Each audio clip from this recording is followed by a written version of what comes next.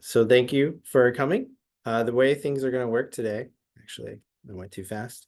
I just want to introduce myself. So I'm Michael Lectrich with the City Clerk office with under Neighborhood Council Elections. I have Renee McDade with me.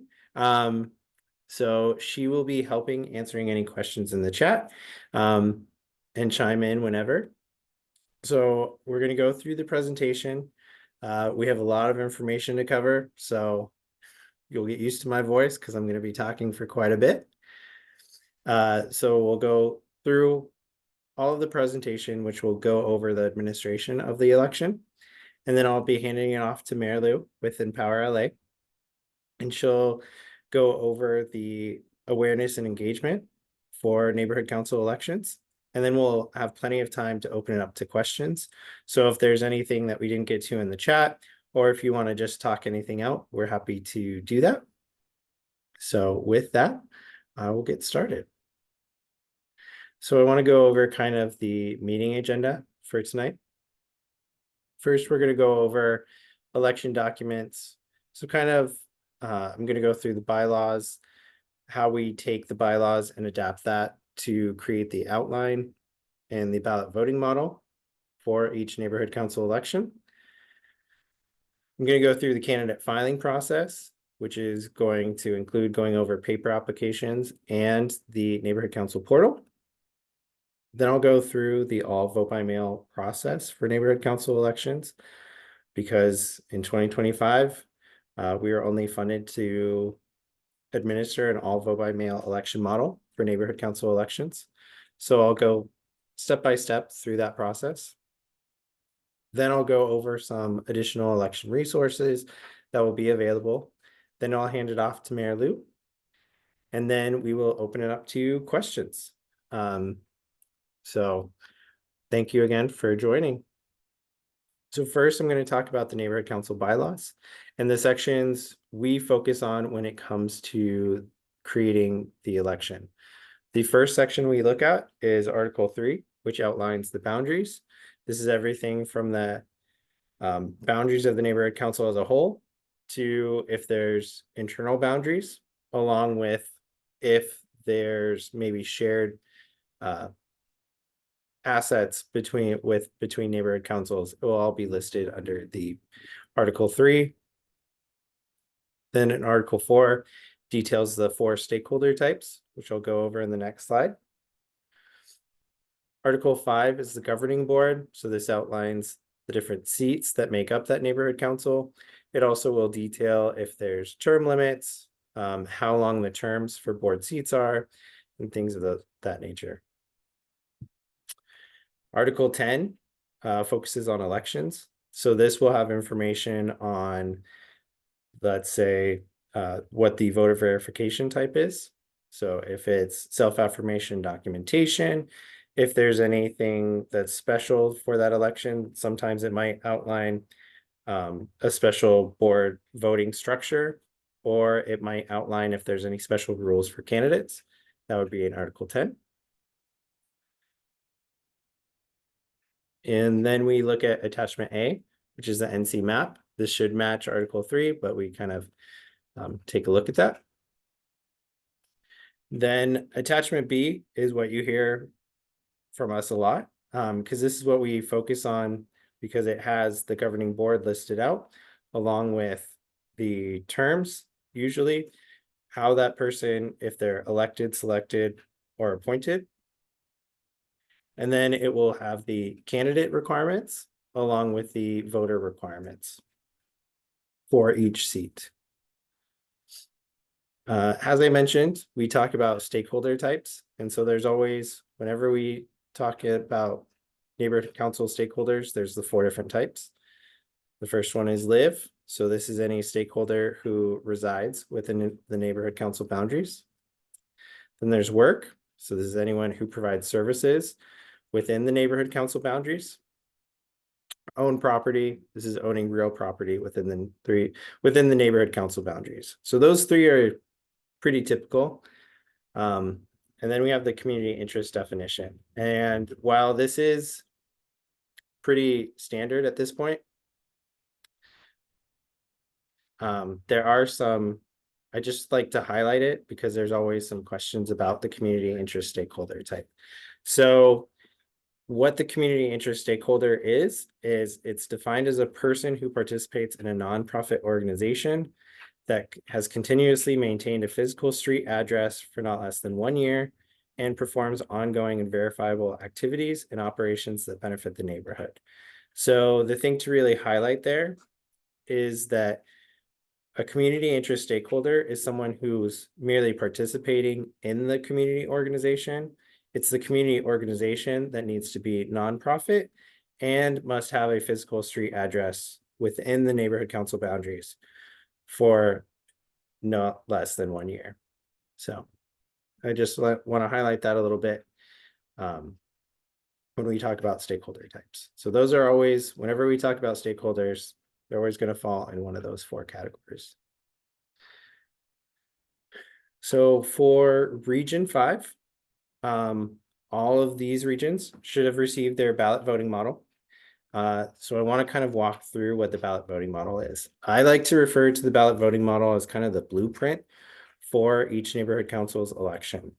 And the reason that I say that is because we basically take all of that information I talked about from the bylaws and we put it in this one document to kind of give a brief summary of how that neighborhood council election is going to look. So the things to look for, the NC name that's listed here, along with the abbreviation, this is what's going to be listed in all election related documents. So this is going to be, that's the name that you're going to see on the ballot, along with that abbreviation. That's what you're going to see on the certified results. Everything that's on our website will match that. So that's always, and I only highlight that because some NCs may have a bit of a variance. And so that's what we're using when on all election documents. Then it has ballot types. So this is how many ballot types there are going to be in that election.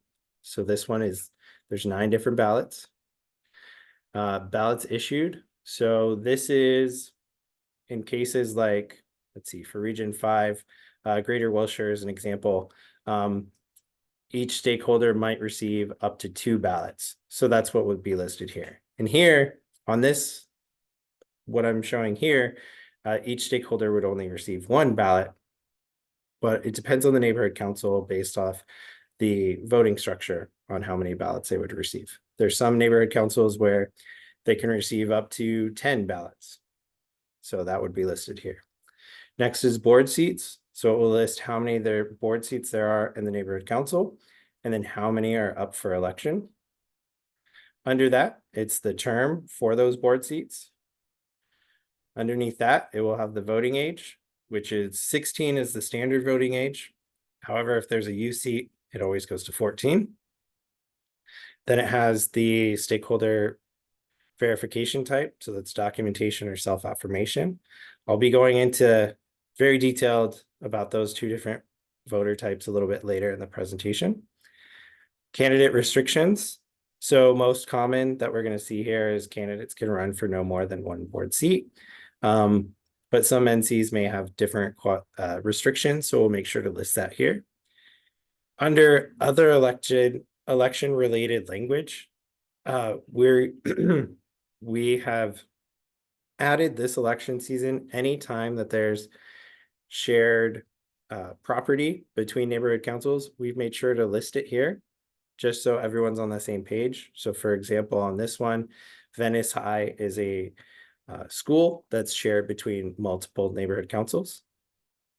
Underneath that, we've listed the vote by mail period, just to make that clear that we have that there.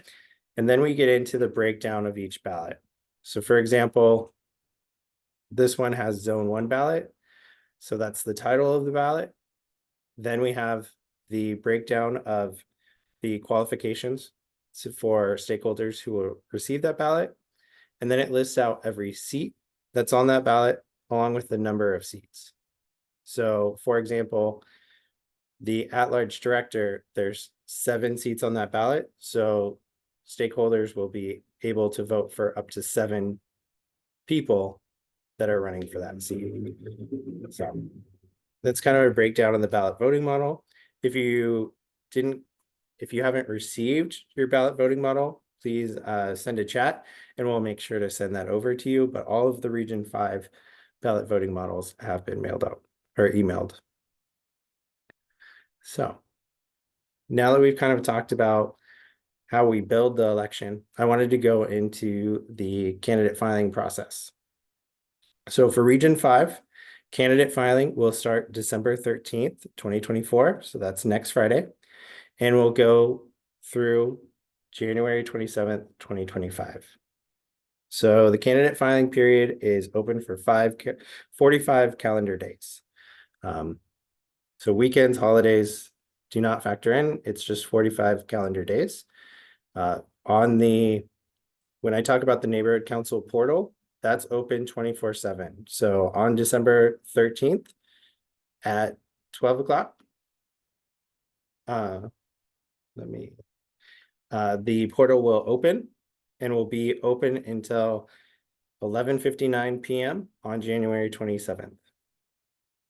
So stakeholders have all of that time to enter their application through the portal, or they can email us a paper application. Application types. So candidates have two different ways that they can apply to be a candidate. The first one is through the neighborhood council portal. I'll be walking everybody through the portal, what it looks like for the candidates. The great thing of going through the portal is you can constantly be checking on your status. You can also start an application and then come back at a later date. Or we have paper applications. The great thing about the paper applications is we have those translated into 13 different languages. These are all the languages that were requested in 2023. We are carrying those over and they will still be translated and available in those languages. All of those will also be or are PDF fillable forms on our website. So they can be filled out and just emailed to us, printed out, filled out, whatever works best for the candidate. We will also have locations where we will have those paper applications available, but I'll get to that a little bit later. Next, I want to talk to, so this always gets a little confusing for those neighborhood councils who are self-affirmation. Self-affirmation only applies to voters. When it comes to when it comes to candidates, candidates are all required to provide documentation proving stakeholder status. And when we talk about documentation, there's three things that we're always looking for. One is a photo ID. So this is just proving identity. Next is proof of age, because there's always the age requirement for every seat. And then lastly, proof of stakeholder status. So let's say that I am a stakeholder who works in a neighborhood council. So I could use a driver's license for my photo ID, proof of age, and maybe I pair that with a pay stub because that proves that it would have the address for where I work and show that it's current and prove that I'm a current stakeholder in that neighborhood council. So once our office has received that application, we've reviewed all the documentation, everything is good, we will certify the candidate. Excuse me. Once a candidate is certified, their documentation is deleted. We still have the notes, so we can refer to that if there's any questions about how we certified someone, but the actual documentation is deleted because we don't want to maintain that sensitive material. Like, let's say that someone's providing us a deed to their home. I don't think they want it to just be having that, so it gets deleted at that time. Once a candidate is certified, there is a chance for any stakeholder to challenge the candidate. Only certified candidates can be challenged. So this is like, the reason for that is we don't want to challenge someone who's still pending because they haven't even proven their stakeholder status. So it's not until they prove their stakeholder status that we would do a challenge. Often challenges are for term limits and things like that. So there's a form that can be filled out on our website, or it can be emailed to challenge a candidate, and then we just review that candidate certification and then make a determination. So once the candidate challenge period is finished, candidate filing is closed, we will release the certified list of candidates, and this is released 60 days prior to election day. So this will be posted on our website, which will have all of the names of everyone that's going to be on the ballot. We will also email boards the contact information for all of the candidates for what was provided, so that let's say that a candidate or an NCA is looking to have a candidate forum, they'll be able to reach out to those candidates to let them know about the forum and let them participate, and also just provide information about the neighborhood council. So with that, give me a second while I switch my screen. I'm going to go through the paper application and the online portal because I see a question about the Angelino account, and so I'm excited to share some good news about that. So for the candidate filing paper application, I'm just going to go through it pretty quickly, but it's pretty easy to fill out. So the first section is the neighborhood council information. So this is where a candidate can put the neighborhood council they would like to run for and the seat name. They can include their name on their ballot. One thing to note is, so the name on the ballot does not have to be their legal name for neighborhood councils.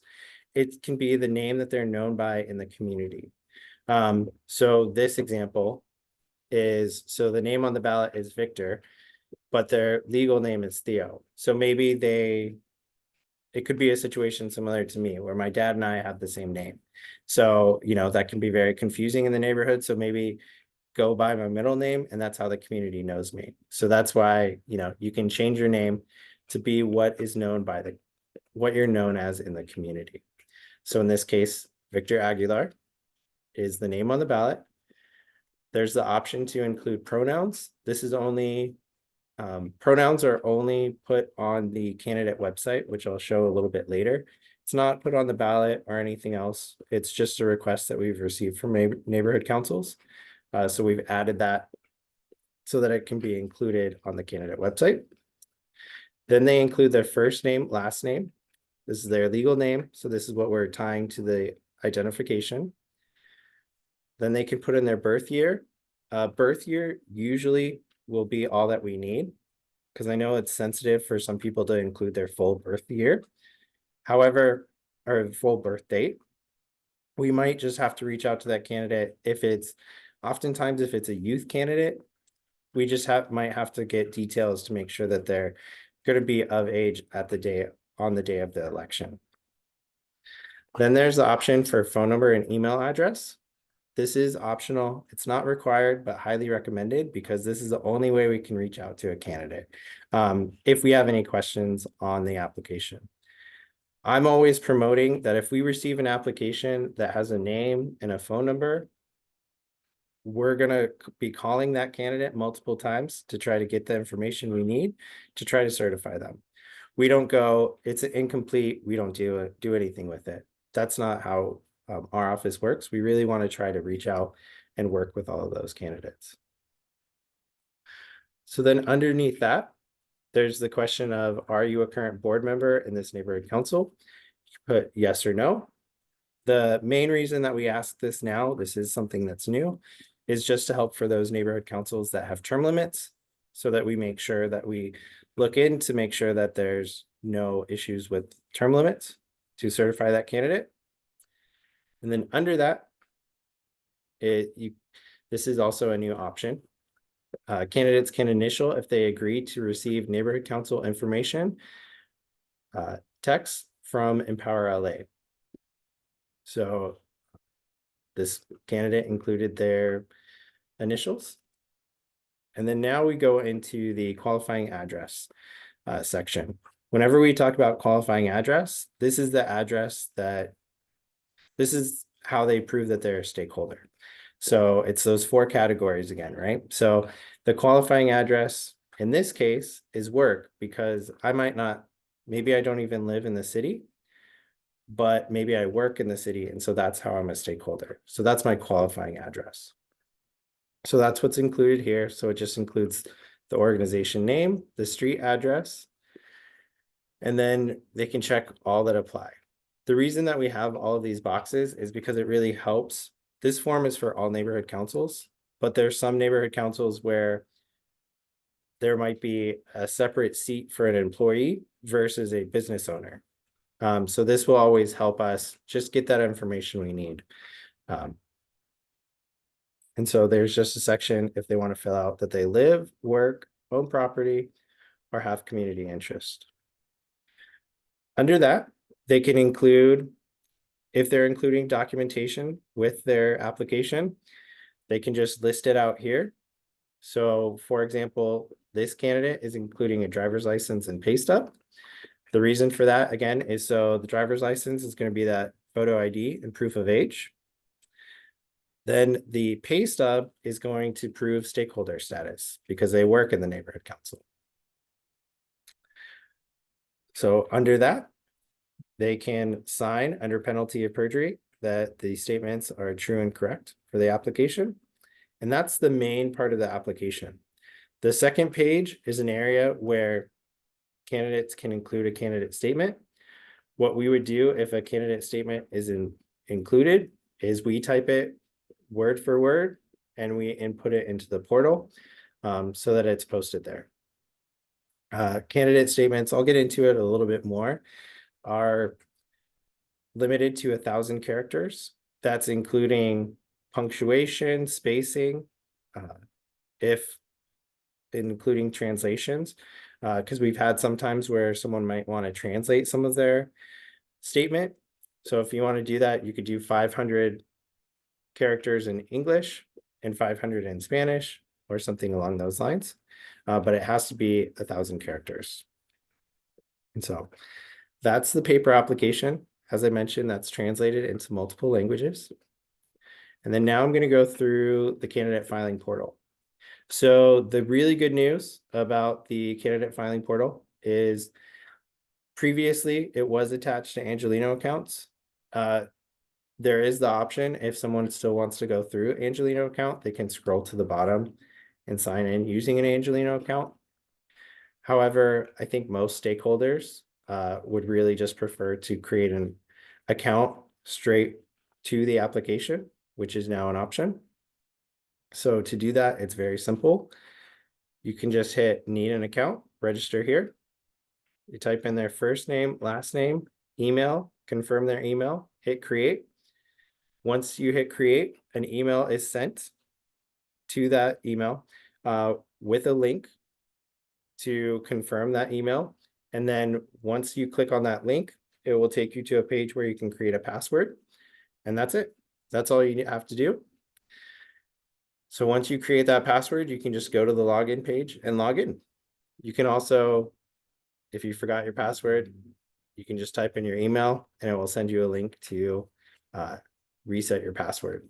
It's very simple. If you have any issues going that way, you can call our office and we can help through that process. But so I've created an account. So I have my email and my password. I can just click log in. Oh, sorry, this happens sometimes because I have so many open. There we go. So whenever we talk about the portal, this is both for candidates and voters. So I'm going to go through the candidate portion first. So you can see that it's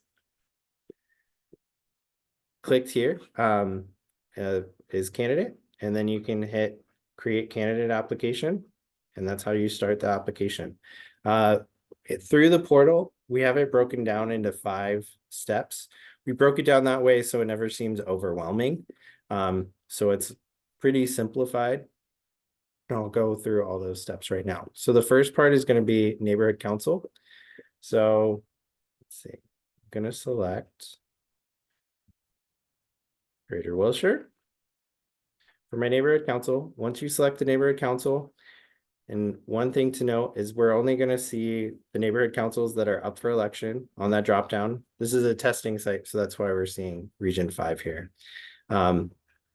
But once you select the neighborhood council, then it goes to the drop down for the seats, and it's only going to show the seats that are up for election.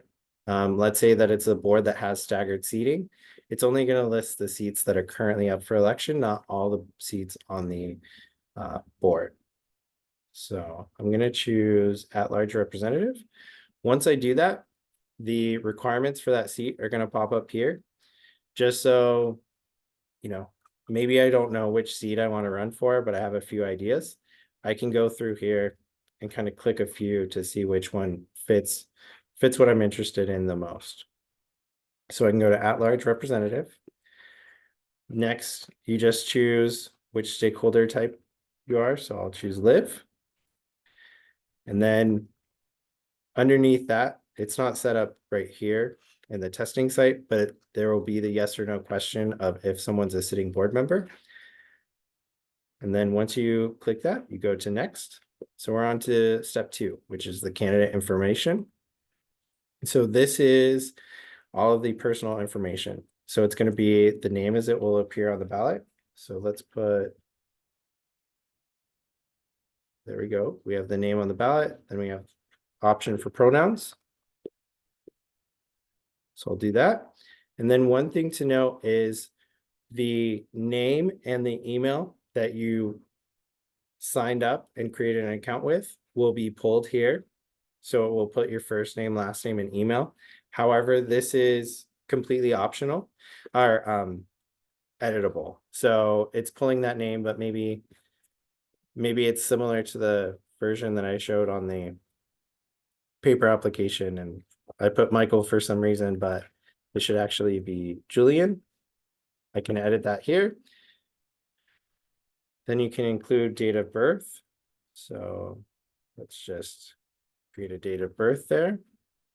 Email is optional. We have lots of times where someone might create an account with an email, but then they have an email that's specific for their candidacy. And so you can edit that here. This is going to be the email where you're going to get all notifications. So once you're a certified candidate, you'll receive an email from whatever email you have listed here. And that would be the primary email where we would contact you as well. Phone number is optional. Highly encouraged as usual, but if you don't want to include it, you can decline to stay here. And they can click to agree to receive neighborhood council information from Empower LA via text. It's optional. So then next they can hit, that's all it is for step 2. So now we can go into next.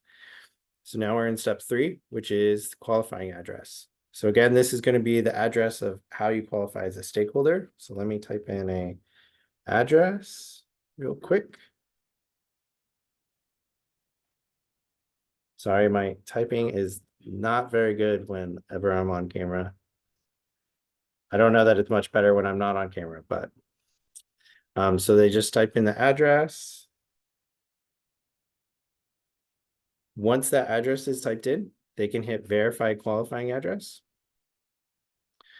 So what that does is that takes whichever address was typed in and it plots it within the neighborhood council to see if it fits within the boundaries for that seat.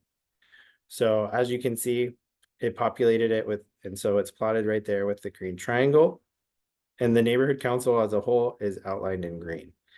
One thing to note is, this is a perfect example because Greater Wilshire has different areas, internal boundaries. And so every seat that's tied to an internal boundary, the internal boundary will be the portion that is highlighted. However, let's say that I type in an address and for some reason it's not plotting right, but I know it is within the boundaries. It doesn't stop me from applying. It just means that we'll have to take a closer look on our end at that address. So, but it will not stop the stakeholder from submitting their application. Next is mailing address. So there's the option to put same as qualifying, different from qualifying if you want to include a different mailing address, or just decline to state. So what I want to focus on real quick, so I'll say next, and we're going to get a few pop-up windows. Candidate filing is officially broken up into two separate sections. There's the candidate filing deadline and the documentation deadline. The candidate filing deadline is the deadline that an application must be submitted. And what that means is submitting steps 1 through 3 in this portal, or submitting a paper application to us, and then agreeing to these 2 steps. Then after the candidate filing deadline, there's 3 calendar days after that deadline where stakeholders candidates still have a chance to upload documentation or provide documentation proving stakeholder status.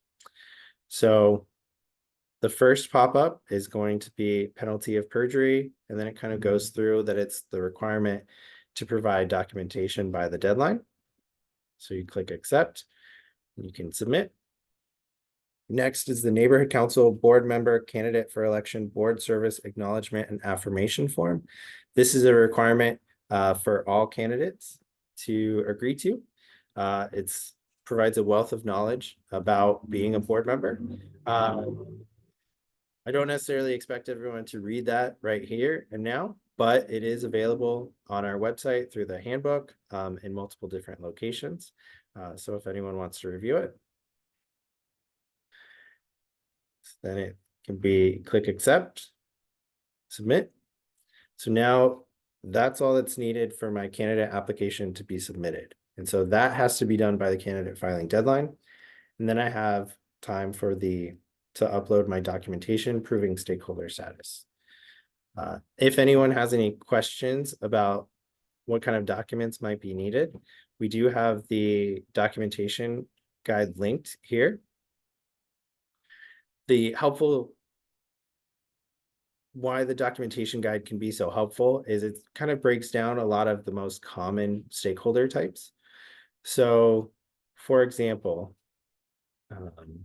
let me do some of the more specific. So we have a page for if someone lives in the neighborhood council, but they are running as a homeowner resident. It provides some examples that can be for proof of home ownership, examples of photo ID, and examples of proof of age. This is not an exhaustive list. This is not the only thing that we'll accept. It's just to give some ideas. You have no idea how creative we sometimes have to get for some of these candidates to make sure, because our goal is always to certify candidates. And sometimes we just have to get a little creative with the combination of documents that we might be using for that stakeholder type. So this is just something to help someone if they have any questions about what kind of documents might be needed. But going back to the portal, it's always going to have 2 different areas. There's going to be a proof of ID and proof of live. This live will change to whatever stakeholder type I chose. So if I chose work, it would say proof of work. However, in this case, I chose proof of live. So like a driver's license might cover all 3 things that are needed. So I can just upload that once and that will cover me. So we have a bunch of most common items or documents that we see. So like I'll choose California driver's license. Then I have the option to select that file. I can upload it. I get a notice that our office will review the documentation. And then I can, if I feel like that's sufficient enough, I can move on from there, or I can attach, let's say, a utility bill. And now I can feel confident that I've proven stakeholder status. And so then I'll hit next. So the 5th and final portion of the application on the portal is for the candidate photo and statement. One thing to note, candidate photos and statements do not have to be submitted at the time that you submit your candidate application or documentation. You have lots of time to upload a candidate photo and statement. You also have lots of chances to change it, even if you want to. The deadline to submit a candidate photo and statement is 35 days prior to election day. The reason that we have it that way with an all vote by mail election model is so that it's in line with the first day that we're going to mail out ballots to assure, let's say someone receives a ballot on that first day, they're going to have the same information that someone who receives their ballot the day before election day is going to have. So everyone has that same access to the same photos and statements. But let's upload a candidate photo. So let me select a photo. So the way it works is this first one here, you can kind of, because this, the size of this photo isn't going to fit into the standard size, but I can be like, edit it a little bit and then be like, oh, I want to center it. And you can see down here is the preview. The reason that we have them all in that rectangle is so that all candidate photos are standard, so that when we go to the candidate website, we don't have some that are taking up like a whole page and then like little mini photos. We just want everyone to have kind of a standard size for their photo. So I can hit use this image. And then down here, I can include a statement. So I can just put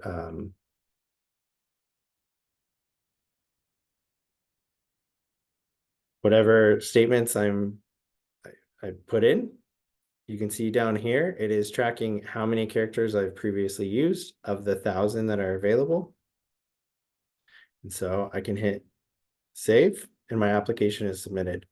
One thing I do want to highlight real quick while we're talking about candidate photos and statements, candidates and photos and statements will be reviewed by our office before they go live. The reason for that is just because I can't tell you how many times people have uploaded their driver's license or deeds, different sensitive materials has their candidate photo. And before we were reviewing them, so they would just go live in the candidate website. Let's say it happened over a weekend or there's a holiday, so no one sees it from our office for a few days, and that information is just posted in public. So we want to avoid that from happening. So that's why it's reviewed by our office first. So we just hit save and the application is submitted. Excuse me. What's created once an application is submitted is we have the candidate tiles. With every registration, you could technically submit an application for all NCs that are up for election. If you have stakeholder status in that, the portal will allow you to submit one application per NC, unless that's one of the NCs where you can actually run for multiple seats, then maybe you can have multiple applications in those NCs. But what's contained on a candidate page is you'll see the ballot name up here, which NC, the seat that they're running for, what your stakeholder type is, and the status for your application. So that's the great thing about the portal is you can log in at any time and kind of just check on the status. So you can see once you submit it, the first thing you're going to see is submitted. But then if our office is reviewing it, you'll have a little note saying that it's being reviewed. If we've contacted you because let's say there's more documentation we need, you'll see a status of action required or certified. You'll see here on the right, this is an application where I've withdrawn.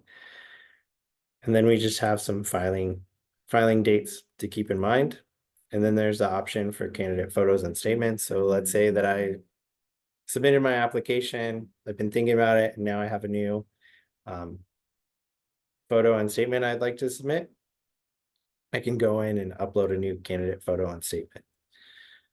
And then there's the option to withdraw as long as it's before the deadline.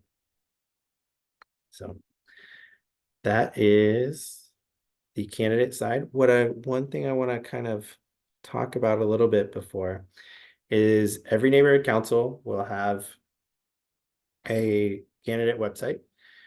So just from this drop down, these are all the neighborhood councils that are currently up. And we can contact your election administrator for a direct link to your specific neighborhood council if you'd like to post that on your website. I highly recommend using this site only because the seats are going to be in the seat order that's going to be on the ballot. The candidates are going to be in the order of what they will be on the ballot, which is a random alpha order. So for example, these candidates will be in this order on the ballot, so that if someone has their ballot and they're reviewing the candidate website, they're able to follow the ballot exactly to go over the candidate photos and statements and review those. So I just wanted to highlight that website a little bit, but let me go back to the presentation.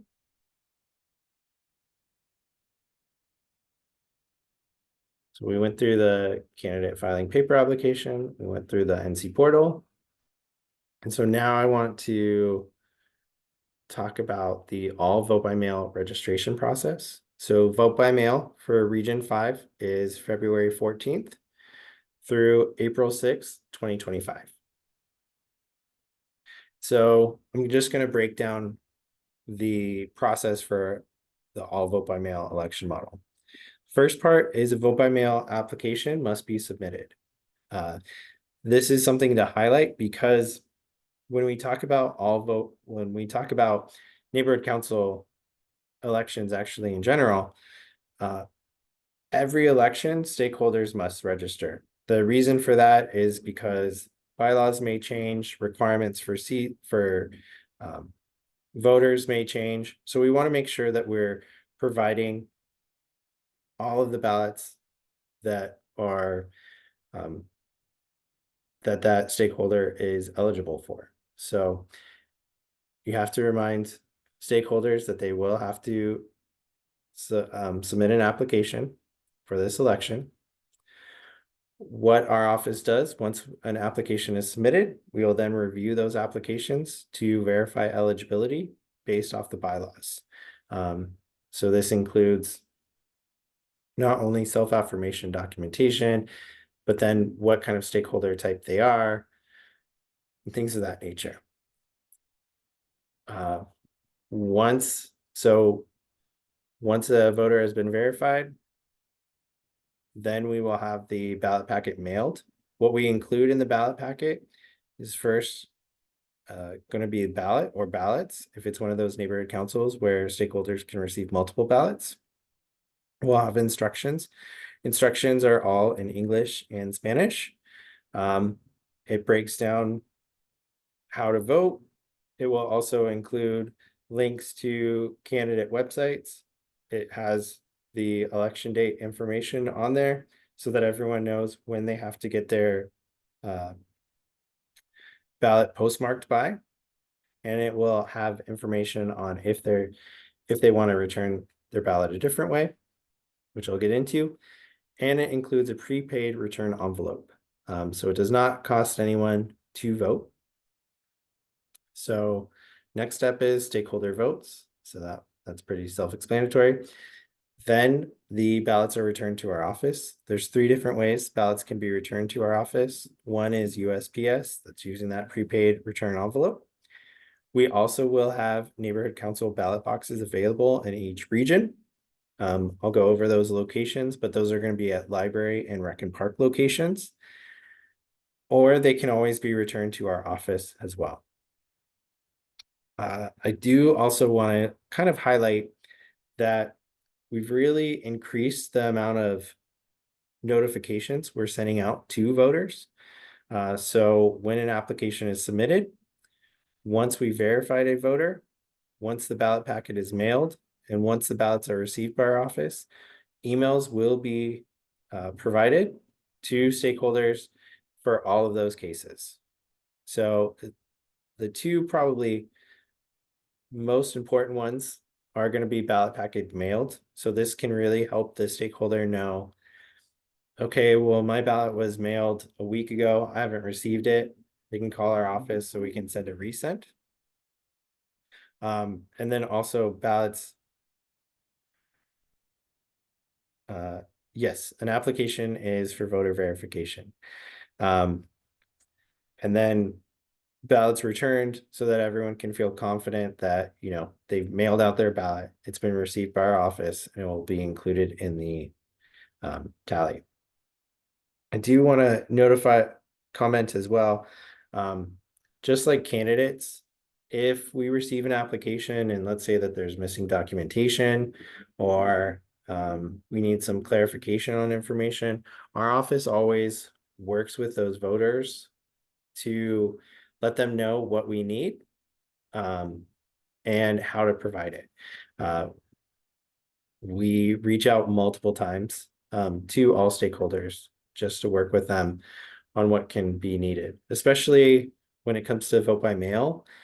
With neighborhood councils, there can be a lot of confusion about what's required because neighborhood council elections are a little bit different than what people are used to often. So now I want to talk about the voter verification types. So there's the two different types. There's self-affirmation and documentation. So I'm going to break down kind of the differences and what's required in both. So the first thing that we're looking for is identity.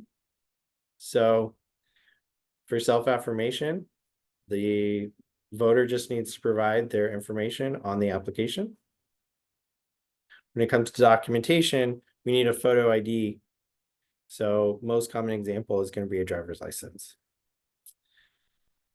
Next requirement is going to be age, because every seat has an age requirement to vote. So with self-affirmation, they're providing the date of birth on the application.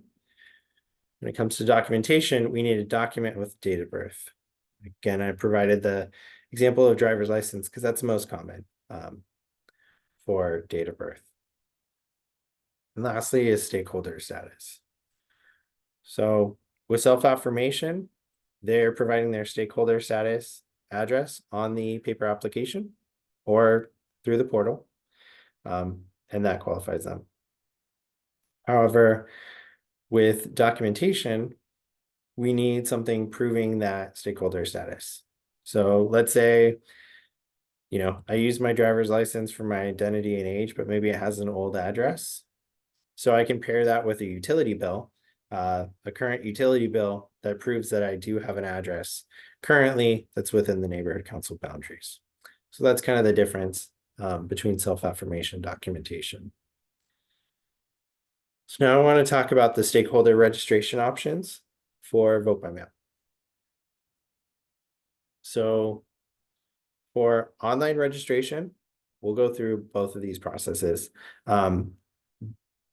The filing period is 51 days. So this opens 60 days prior to the election and goes 9 days prior to the election to give time for us to review, work with those stakeholders, and then mail out those ballots to ensure that they can get those in time to vote.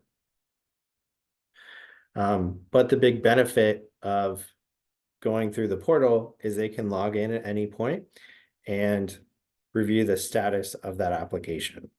So let's say that they can log in and see that it's been mailed, and maybe they're like, I haven't received it yet. So then that's a trigger to notify our office, or they can see that it's been received, so they can track the status of their application at any point and log in. So then there's paper registration option. Again, so this will actually be available for a longer period, 81 days.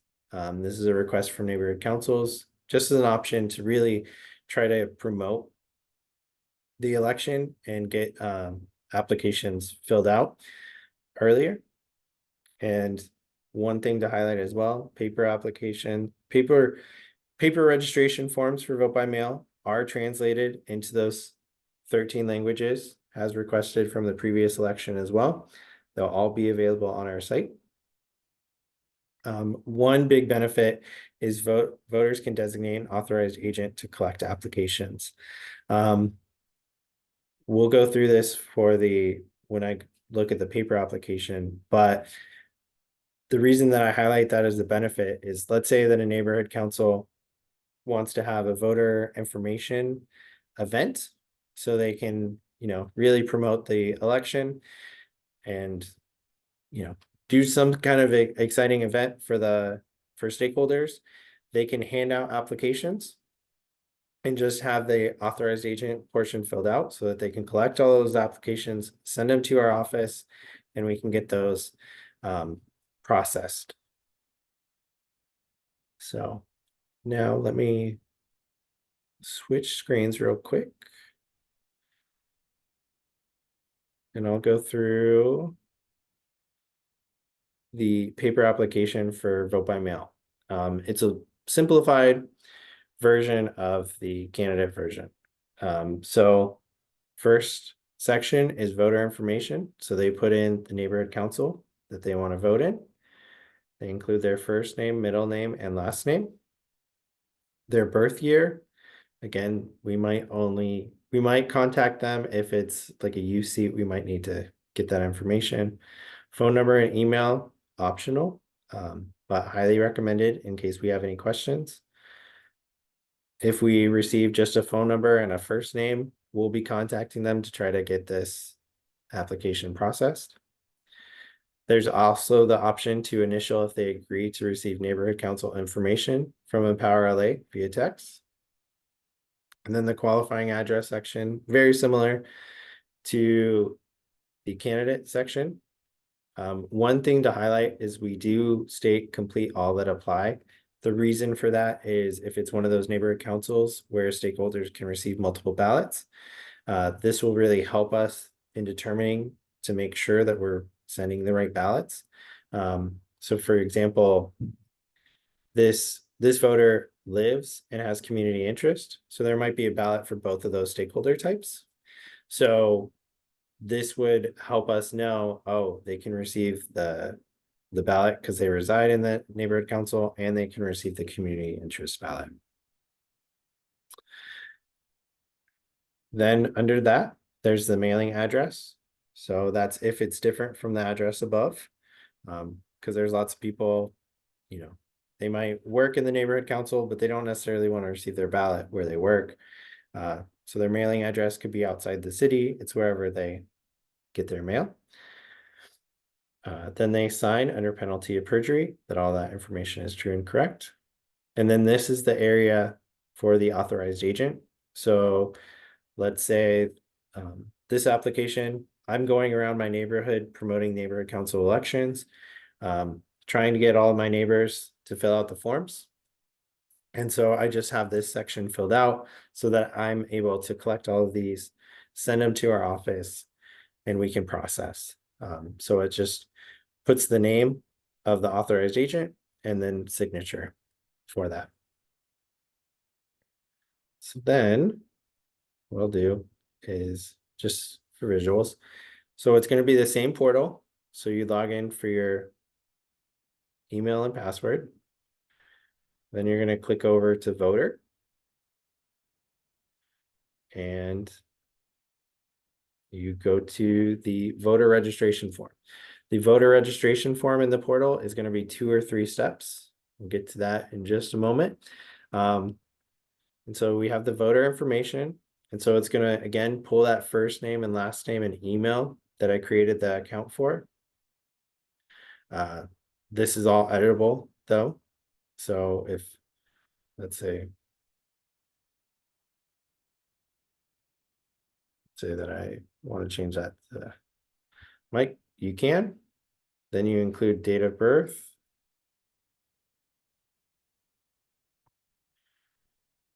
You can include a contact preference. So let's say that it's, better to contact me by phone, but I want to include both. You can do that. You can edit the email.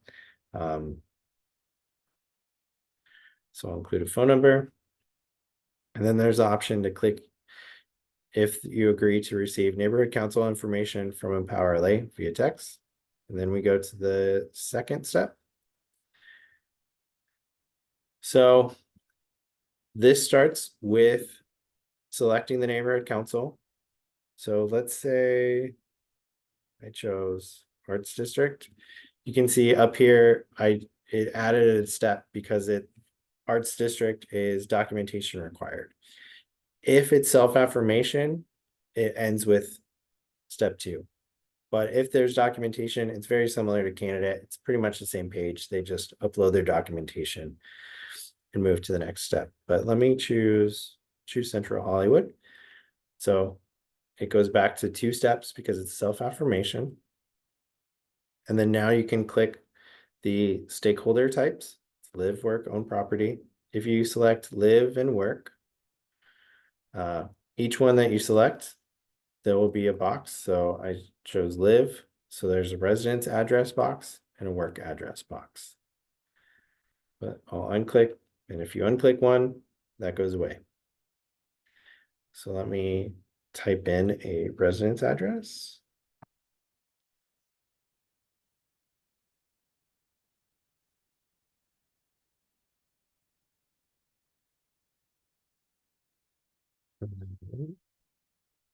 So once I type that in, the stakeholder can click verify address. And just like candidates, it will map the address to see if it's within the boundaries of that neighborhood council. If for some reason it's not showing that it's within those boundaries, again, it's not going to stop the voter from submitting their application. It's just going to trigger us on our end to make sure that we pay really close attention, and we'll contact the voter if there's any questions. So I close. Let me just copy this to save you all from watching me type that again. Then there's a box for mailing address. So this can be a PO box. It's just wherever you want the mailing address to be. This does not have to be within the boundaries of the neighborhood council. So there is the option to click verify mailing address, but this will also happen when the submit button is clicked. So I'll hit submit. Very similar to when you're ordering online. The system checks your address to make sure it matches USPS. So in this case, it's suggesting this address because it's adding those last 4 digits to the zip code. You can click no, use the address I provided, or just click yes, and it will change it. And then you agree to penalty of perjury, hit submit,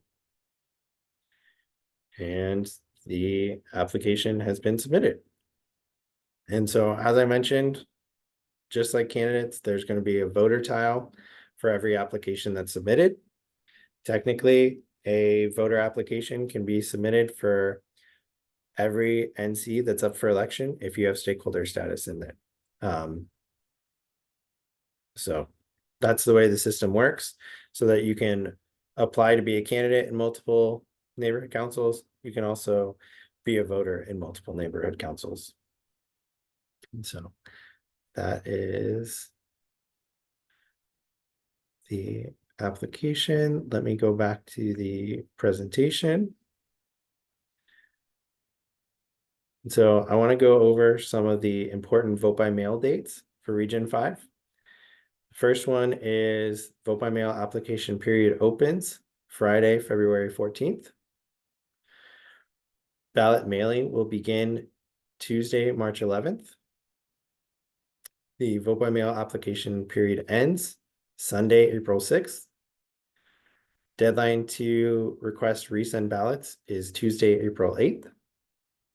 Election day is Tuesday, April 15th. So this is the date that ballots must be postmarked by. And the deadline to receive postmarked ballots is Friday, April 25th. So there's 10 days, 10 calendar days between election day and the deadline to receive postmarked ballots.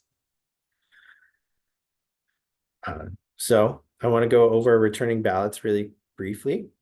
So for Region 5, election day is April 15th. And so we have the 3 main ways to return your ballots. The first one is USPS, using that postage paid return envelope. Next is we are partnering with library and rec and park locations to have applications available, along with having ballot boxes available so that stakeholders can go to these locations and drop off their ballots. And they can also be dropped off at our office. Rec and Park and library locations for Region 5. So we have quite a few that are going to be available. So these locations will have candidate filing applications, vote by mail applications, along with ballot boxes available. We will have all of these locations with their hours posted on our website once candidate filing opens. So it's a good reference point, but we will have all of that information available at these locations. And then lastly, I want to highlight the election administrators. So we have 4 election administrators. These Lene, Musa, Naima, and Paola are your election administrators. They are all assigned to a neighborhood council. They will be emailing you multiple times throughout the season, including when candidate filing opens. We have started doing stats weekly for neighborhood councils, just to let neighborhood councils know, how many candidates there are. When vote by mail opens, we'll be providing that information of how many vote by mail applications have been received, how many ballots have been mailed out, things of that nature. And so always feel free to reach out to your election administrator if you have any questions, if you want any support, if you need any assistance or guidance, you can always reach out to myself or Renee as well. And so with that was a lot of talking for me. So I'm going to hand it over to Mary Lou, and then we'll open it up for questions.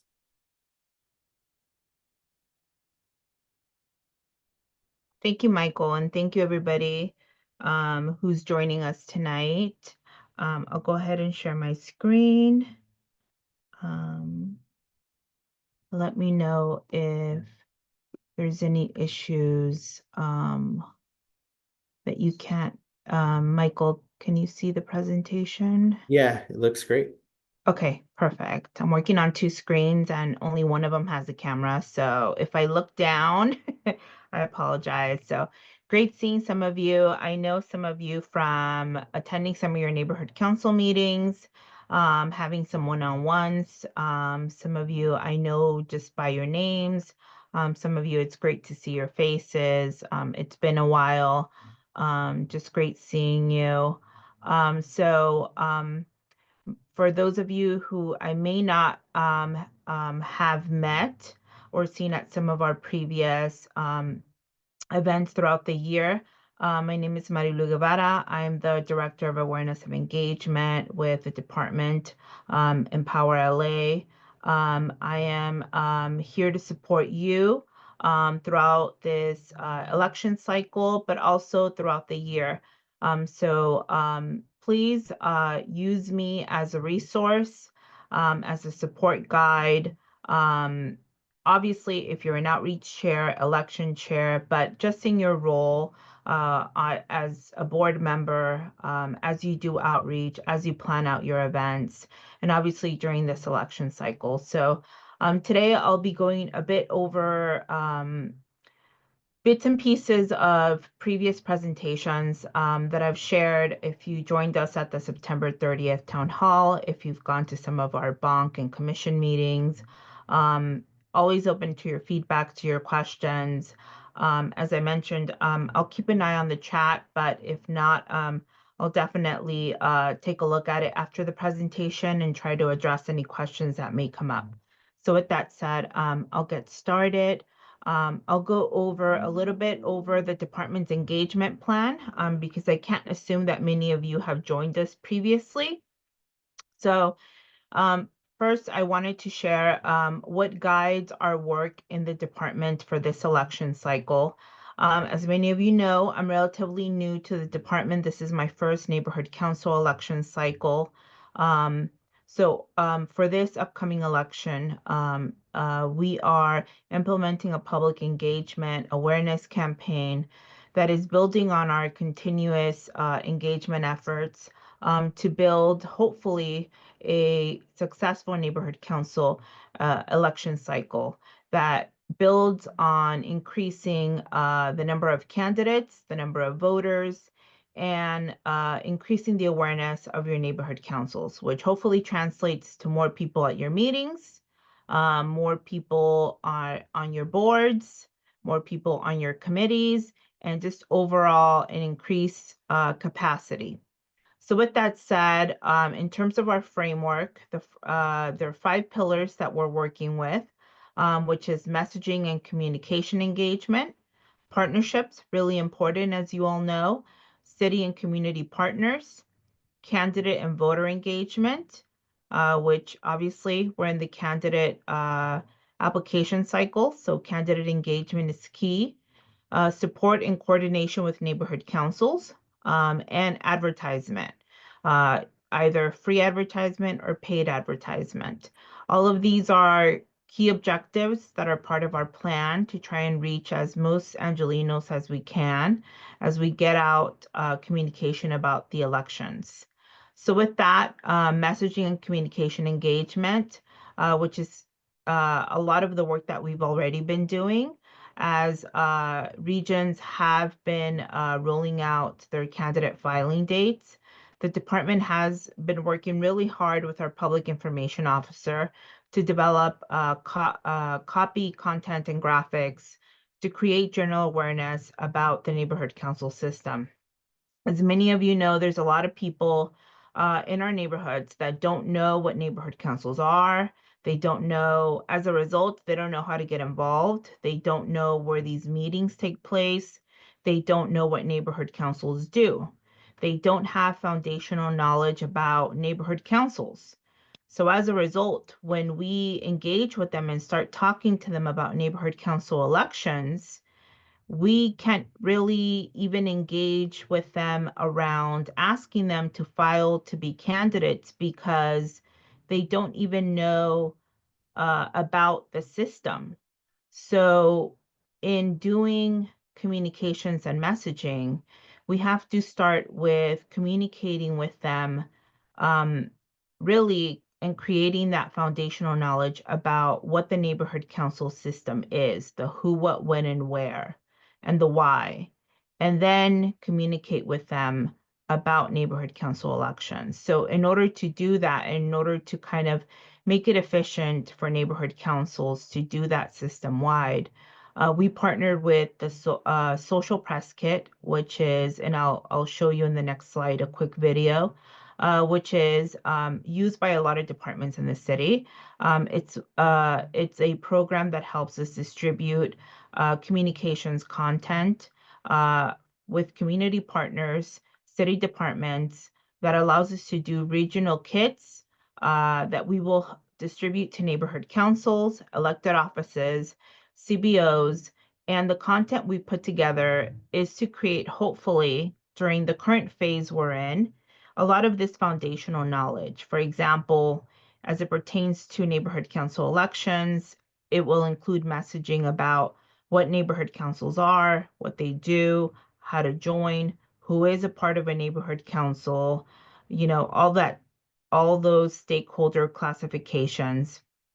And then as it pertains to elections, how and when to file, who can run, how to vote, who can vote, how to get a ballot, how to return a ballot, how to know who's running, what is vote by mail, how to find a ballot box, why voting matters, and obviously how to find out who won, right? So I created a small video to kind of show you, and you will get a link, and I'll drop the link also in the chat after my presentation, so you can begin previewing the Social Press Kit. It's relatively easy to use. This is me previewing. It has ready to go graphics. It's for social media, for your newsletters, for your website. It has citywide content, so general content. It's categorized into sections. It's ready to go for Facebook, for X or Twitter, for Instagram. The citywide is has regional content. So you all are Region 5. So you can definitely use Region 5. If you share it with CBOs or partners in your community, they can use different regions. As you can see, this is for Region 11. It has general information. Um, it has ready to go text. I think in the video I recorded myself as if I was going to post content. You don't have to pay for it on your end. You can download the image. So if you want to post to Nextdoor, you would download the image. If you don't want to upload all the images, you can select which images you want. You can edit the text. You can include your own hashtags, your own websites, and it's ready to go. You don't necessarily have to create your own content if you don't want to. Each region throughout the neighborhood council system will have tailored content, tailored maps, tailored uh, hashtags, and everything to go along, tailored dates. Um, as you can imagine, a lot of work went into this. So unfortunately, we can't roll it out all at once because it takes a lot of work. So we're doing it regionally. Region 10 is live. Region 5 will be live, I think, midweek. So bear with us. I'll share the link. So if you don't see your region up yet, just know that it will be live, hopefully by mid next week, but it will be live by the time your region, your candidate filing region goes live. But you can definitely start using the citywide content and start sharing it on your own newsletters, websites, and some of that language is very general, so you can start using it right away. Additionally, something that you will be receiving on candidate filing day, each neighborhood council will be emailed a PDF and image format, a personalized flyer to promote candidate filing in open seats. The flyer will include the neighborhood council's logo, branding colors, open seats, with the eligibility, website, their website information, election deadline, and filing information with a QR code. So this will be personalized, and you can see on screen, I have the example of the Watts Neighborhood Council. It'll have all the dates, tailored to your region. Additionally, I'm available for one-on-one guidance. I can go out to outreach committee presentations if you need buy-in from those on your board as well. I can go out to board meetings. I can tell you that this weekend I'm going out to a retreat on Saturday. I'll be out at Ciclavia on Sunday, so if you're out in the valley, come by and say hi.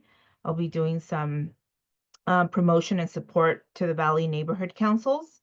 Um, we also have a public drive with resources and guides if you're in need of some templates. We also have Canva. We'll be rolling out some additional graphics on the social press kit. What you see there is just kind of the beginning of hopefully a lot to come. And we will begin canvassing across all the neighborhood councils. NEAs will be making announcements as soon as this month, and we'll be contacting, and you will be getting an email from me as soon as this upcoming week. I will begin regionally sending out emails trying to schedule or informing you of when I will be canvassing in your neighborhood, with the goal of hopefully having some of your board members join me in walking the neighborhood. We have some door hangers and some flyers to kind of get the word out, and also providing you some of that material in case you have some upcoming events. If you need some materials, let me know. We have a lot of door hangers in our office, and we can definitely get some flyers out to you. And we have, I think as Michael mentioned, we do have some hard copy applications that our NEAs can bring out to your meetings. We have applications in language that we can bring out to your meetings. If you want to distribute those out at your meetings or at upcoming events, or if you have some canvassing or some tabling that you want to do to pass out some some hard copy applications to maybe individuals that have limited access to broadband, or to take to some senior centers where individuals may not be, readily accessing social media or the internet. Additionally, in terms of partnerships, like you all, we are also trying to reach out to organizations. So we have some key partnerships. We're trying to reach out to city departments and see where we can get some content on newsletters. City employees are receiving content about neighborhood council elections via the personnel department newsletter that reaches about 18,000 employees. LA Sanitation newsletter. We had a press release with Michael and Renee's team earlier in the month that reached about 3,000 individuals. We also have some NC 101 presentations that we're doing to youth to promote youth seats, and to college universities. We have a presentation coming up at Cal State LA. We're working with the Housing Authority. We're working at high schools with LAUSD to promote neighborhood councils. So just really getting the word out about neighborhood councils to anyone who will listen to us in the community. And additionally, also working on some paid advertisement. Hopefully by the end of the month, I'll have some great news about some advertisement with Dash and Metro, some light rail, and some Dash buses, about some advertisement, and some micro newspapers in South LA, the West Side, and the Valley, that will come to conclusion. And with that, I get a lot of questions from neighborhood council leaders about how they can complement or do their own NC election awareness in their own committees. A lot of neighborhood councils have election chairs or outreach chairs that are heading a lot of influential work that have been tasked by their boards, um, and are leading events to put, to do get out the vote or to try and fill a lot of seats that are up for election. And the next couple of slides will focus and provide hopefully some framework or some guidance to many of you that are trying to lead this very, I think, influential and impactful work. With that, I think just some broad strokes is you really, as our department is doing, just identifying key community partnerships, developing, awareness through messaging that really works for your community. You all know your community best.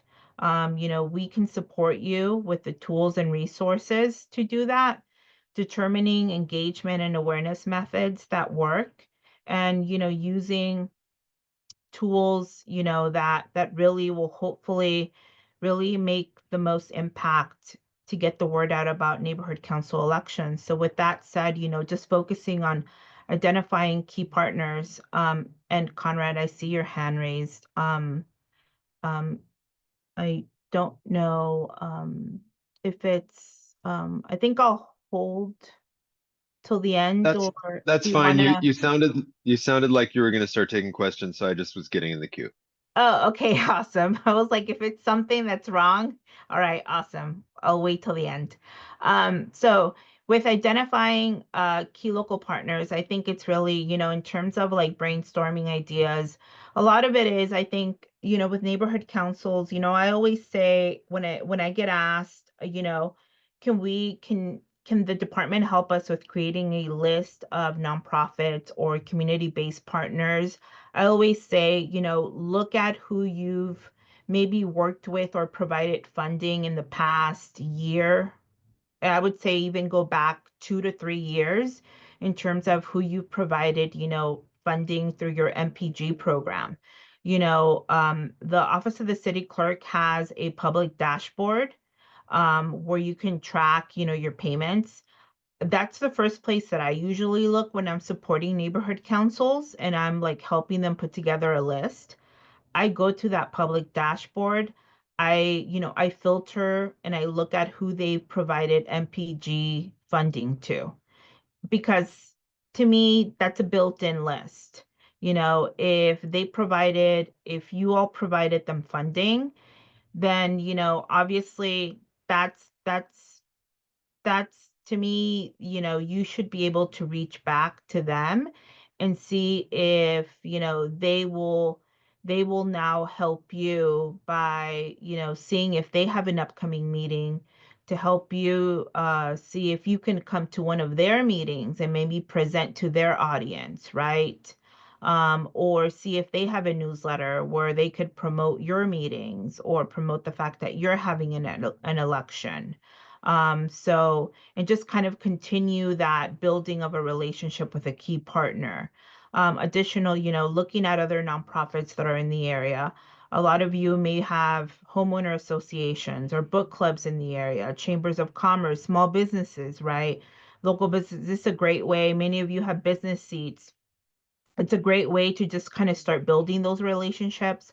I always say if you have like a small little business district, it's a great way to canvas those streets and just start introducing yourselves, you know, and see if they'll post a flyer or you know, postcards, you know, at the front register and just let people know that you have meetings once a month.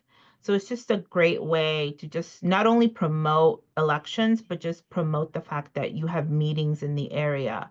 It's about building relationships as well. Developing, you know, messaging. I think we talked about it, so I won't, you know, the department, I think, you know, is providing you a lot of this text and content.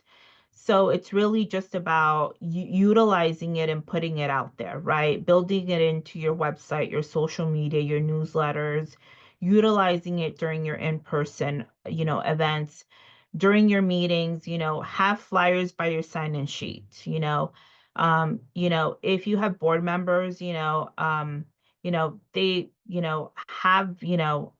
they should have contact cards, right? They should have a pitch. They should introduce themselves to the audience during a break, right? They should be telling, you know, at least 5, 7 people about elections. They should tell their neighbors that there's elections happening, that there's a neighborhood council in the area, what they do. So, you know, it's really about just developing this culture of awareness, uh, about, you know, the great things that you've done this past year. I think at, you know, the previous regional presentation that we did, I think I mentioned holidays are, you know, are a great way to kind of reflect on everything that we did this past year. Put a top three list of the great things that your neighborhood council accomplished this year at your next meeting as a brainstorm session, right? What are you grateful for as a neighborhood council? What 3 things are you grateful for that you accomplished this year? And put it on social media. It's a great way to promote your work, right? And then your next post should be, join us. We're having elections. Be part of this great work that we're doing. So it's all about, you know, that messaging, right? That pitch. So with that said, engagement and awareness methods. This is really a section that's intended to really look at a range of activities that you can use to implement and reach stakeholders that maybe have never attended your meetings, have never even thought about voting in elections, or have never even made a direct contact or made a partnership with your neighborhood council. So I think I've kind of introduced this concept already, creating an engagement and awareness program in your neighborhood council. I think that's really about engaging your board, your committee members, your partners in your community, and really creating this culture where you share with your friends, your professional, and your community network, the work that the neighborhood council does. Um, so many times I talk to neighborhood council members one-on-one about the work that you are all doing, and I realize that a lot of you maybe don't share that work with a lot of your networks. Your friends maybe don't even know you're part of a neighborhood council. Your neighbors maybe don't even know. Your family may not even know. I think I just spoke to somebody last week that said that for the first time they told their neighbor that they were part of a neighborhood council. And the neighbor was like, "What's a neighborhood council?" And they've lived next door to them for like 10 years. And that, that dawned on me, oh, I should start telling people, like neighborhood council members, that they need to, like, that's something that we need to make sure to do. Like, we should tell our neighbors that, you know, about neighborhood councils. It's so basic that we just don't even think about it. So create that culture of just like, awareness program within our networks. Next is kind of a basic one that we also don't think about is your websites. During election time, um, make sure that you have a page or a corner on your website dedicated to elections. If somebody should visit your page during election time, you want to make sure that they know that your neighborhood council is having an election. You can do this simply by including links, such as voter registration application, a link, maybe a link to the candidate list, any other material. You can link it, it could be links that take people directly to the city clerk's office website or Empower LA elections page.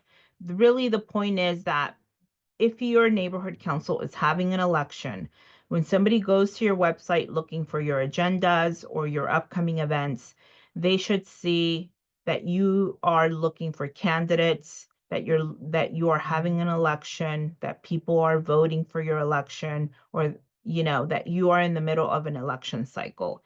You want to promote your elections on your page. So it's really important that you have that content on your website.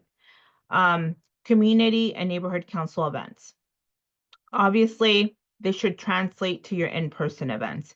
If you have any tabling, any canvassing that you may be doing, which means in-person to in-person, anytime your board members are out, you want to make sure that they have content, election materials with them, that they're promoting the election deadlines, any material with them. Obviously, we're a great resource. You can reach out to me if you need anything. Your NEA is a great resource. We can get that to you.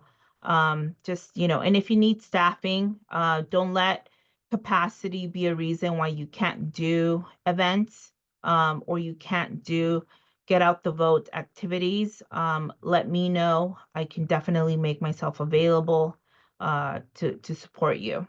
Social media, I think I've spoken enough about that, but using social media, as we all know, is a great way to distribute information. Additionally, if you're working with community-based partner, it's a great partners is a great way to share information and messaging, because they're part of your network on there.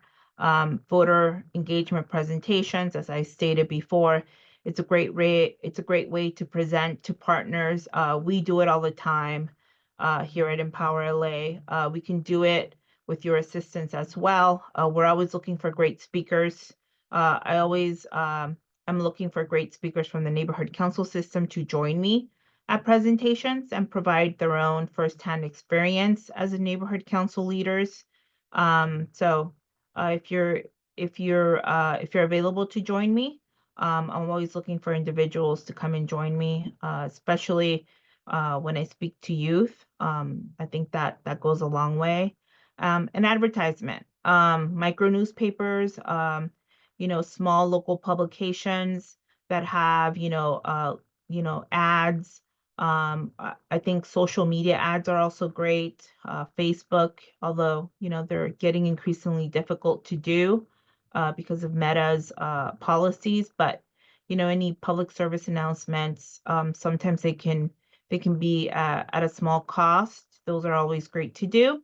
And obviously, if you have any kind of schools, either college, if you have a youth seat, high schools can also be a great resource to do presentations, to get the word out about any seats that you may have vacant during elections, and even in between any vacancies that you may have. So with that said, I'm always available. Many of you may have my direct contact. If not, I'll definitely plug it in the chat.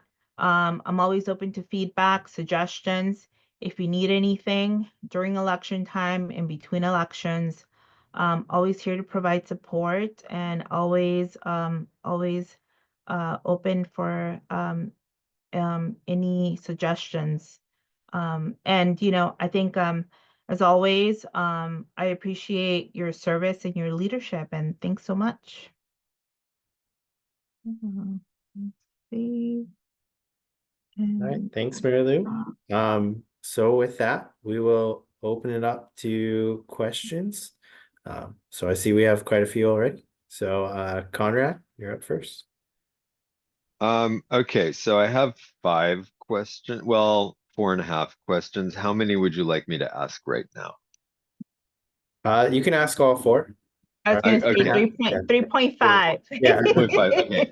So I just wanted to make sure, so I'm glad you used Greater Wilshire as the strange case in your examples. That's my neighborhood council. And so stakeholders have to select which 2 ballots they're going to pick. Is that very clear in that application, since we haven't actually seen the application? That they, for example, if you live in an area, you can both vote for your geographic area, and then also you can vote for at large. But if you live in an area and you also have a business, you could vote for your geographic area and a business, and the business representative. Is it very clear to people in the application that they need to make a selection? So in the application, they're not selecting their ballots. That's something that happened in 2021 and it caused too much confusion. All they're selecting is their neighborhood council. In the case of Greater Wilshire, we'll do the same thing that we did last year, where we reach out to each voter and clarify that to them and work with them on because Okay. even if they know which one they want to go for, they need some Right. help. So we'll be helping each voter. We'll do the same thing. Okay. Yeah. Okay, so then kind of on the same, these are all questions in the same general area. So for our renters position, the eligibility is stakeholders who rent and live but do not own property in the GWNC. Will you be asking them to self-affirm that they do not own property? Yeah, I mean, we will ask that. I mean, the requirement is Okay. that as they're providing their rent information. Well, So right. But that's not to say they don't own the house next door. I'm just curious if you actually take that step and ask them if they indeed do not own any property within the neighborhood council. we can ask for that, see, because Yeah, it's in their requirement. So I mean, it would be nice. Okay, so then for the work eligibility, like working in the neighborhood council area, this has caused me some concern over the last few cycles, that it seems like it's a very low bar for establishing work eligibility. Whereas with, a religion representative or another community-based organization, you need to demonstrate an ongoing relationship. What I'm seeing in your documentation guide for work is a pay stub. I believe that would also include like a payment to if you were an independent contractor in the area. So I can imagine like a legitimate ongoing work relationship, where say you're a webmaster for somebody in my neighborhood council area, and you'd provide monthly service, and you would, I believe, be able, even though you're a separate company, be able to vote. Is that correct? so the only requirement for vote is providing proof that you provide services in that neighborhood Provide council. services. Yeah. Yeah, that's what you said. So if I, for example, if I were a performer, a clown at kids' birthday parties, and I, worked 3-4 different jobs throughout the city every weekend. I guess I want to know, what is the term of time that you use as a basis to establish whether somebody truly is working currently within a neighborhood council area? Is it within the current fiscal year? Is it within the last calendar year? Like, how does that work? It's usually within the last 2 months. Some NCs it will be very specific about the term, but we usually take about the last 2 months. Well, Whenever we say work in the area or be a member of a business association located in our area. But you're the ones who've kind of expanded it to be provide services. So I'm just curious, like, where you draw the line. and you say it's usually within the last 2 months. So if Yeah. somebody shows a proof of any kind of like contractual work that they've done within the last 2 months, maybe they just cleaned out the gutters once, that would qualify. We're kind of getting into the weeds. We can kind of probably take that Well, off. I'm using But examples of, yeah, but I'm just saying, because usually, like, if it's something that's going to be a one-off, we'll have to, for example, I think the most common is going to be real estate agent. So we don't take just one example of a real estate proving that they're, sold a house within the neighborhood council. They might have to have a few different listings. So it's really, it's kind of case by case. So there's not so it's a necessarily case, okay, like, so it's a case by case without, you don't actually have like you don't have language you can share that you would use beyond what you've already shared in the handbook, right? no, yeah. Okay. Okay. Well, no, I mean, I appreciate your honesty. It still seems like it's subject to abuse potentially. I hope you guys are really, fielding those carefully. And then the last question is, hold on, I just have to see which one I didn't ask. Just last thing, our bylaws say a candidate shall declare their candidacy for no more than one position on the board during a single election cycle. Now, I noticed that provision in our bylaws after an election cycle wherein we had a candidate declare for one seat, then withdraw, and then declare for a different seat.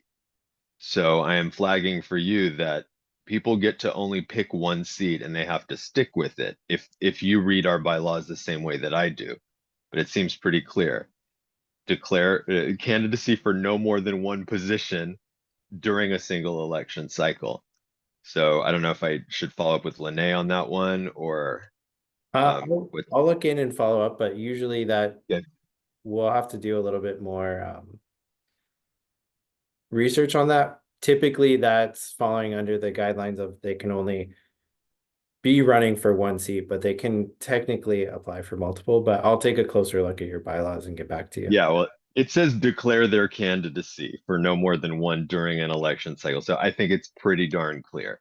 But anyway, thank you so much, Michael. It was a great presentation, and thank you, Marilu. Really appreciate it. I would say this is better than past years. Great, thanks. Dave.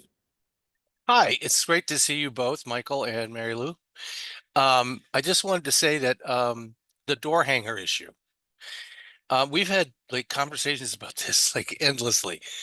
So door hangers, my understanding is that door hangers were not permitted, and putting things in mailboxes was not permitted. Putting flyers under doors or anywhere else on the property was not permitted. So I'm just wondering, Mary Lou mentioned that she had door hangers. I would love to, organize something and walk around and do door hangers. But I just want to clarify, is that actually permitted or not? As far as I know, we cannot put things under doors.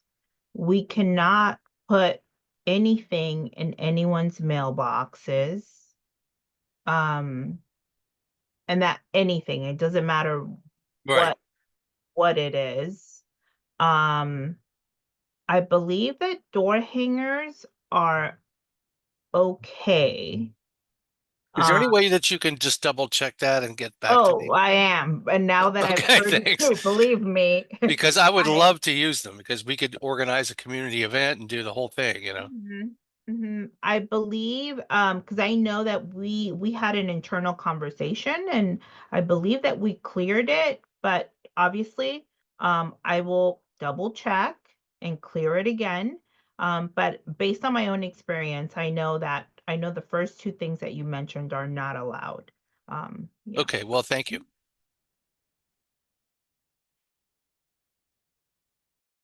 All right, great. Any other questions? Feel free to raise your hand. If there are any questions. Tyler. Hi, thank you so much for putting this on. Not sure if this was asked earlier, but I just wanted to make sure if we're when we apply as a candidate, if we apply as a candidate in this upcoming election, does that also register us for voting, or do we need to do that separately? That's a great question. It is separate. So even if you're a candidate, you should apply. I think we're looking into reminding all candidates, because you will not believe how many candidates do not actually vote for themselves. And the requirement is that you have to receive at least one vote, even if they're not challenged, so then they're not elected. So all candidates must also register to receive a vote by mail ballot. Oh, well, I'm certainly glad that I asked. Thank you so much. Yeah. Any other questions?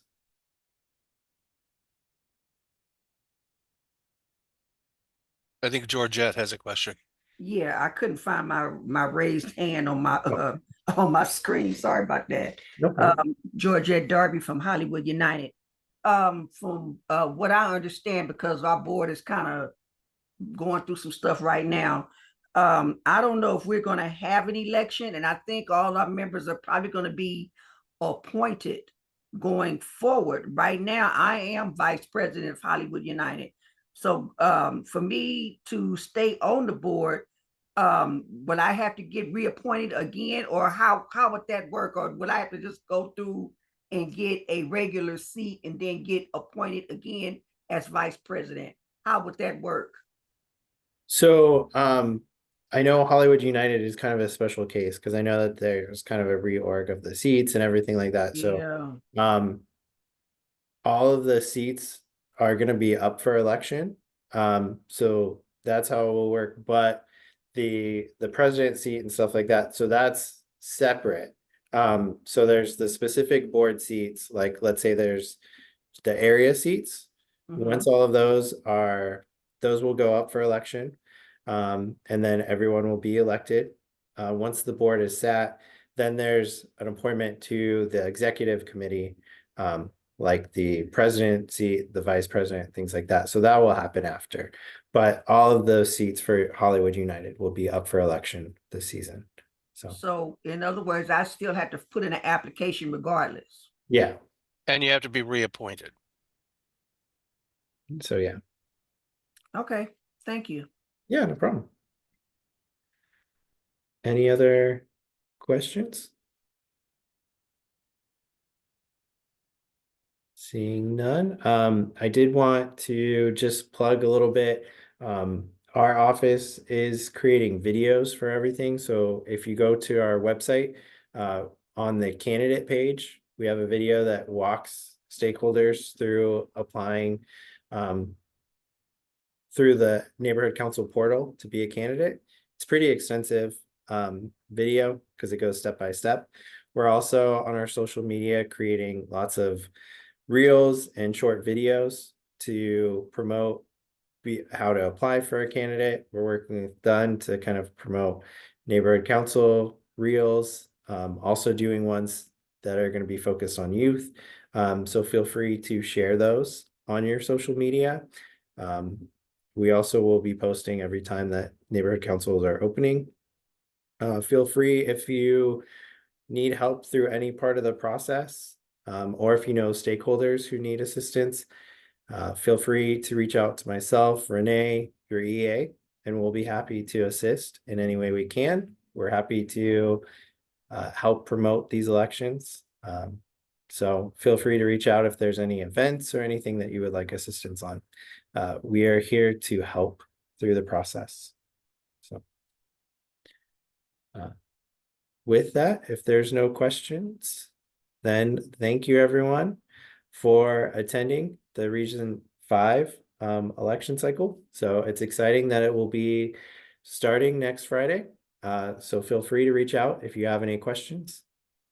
Thank you, everybody. Have a good night. Thank you. Thank you very much, Renee and Michael and Mary Lou. Thank you.